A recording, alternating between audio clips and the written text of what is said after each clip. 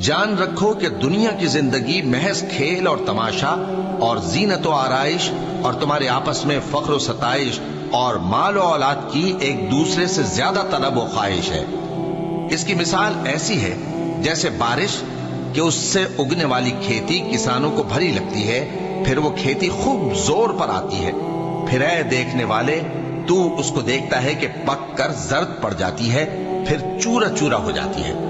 اور آخرت میں کافروں کے لیے عذاب شدید اور مومنوں کے لیے اللہ کی طرف سے بخشش اور خوشنودی ہے۔ اور دنیا کی زندگی تو دھوکے کا سامان ہے۔ بندو اپنے پروردگار کی بخشش کی طرف اور جنت کی طرف لپکو جس کا عرض آسمان اور زمین کے عرض کا سا ہے، اور وہ ان لوگوں کے لیے تیار کی گئی ہے جو اللہ پر اور اس کے پیغمبروں پر ایمان لائے ہیں۔ یہ اللہ کا فضل ہے، جسے چاہے عطا فرمائے، اور اللہ بڑے فضل کا مالک ہے۔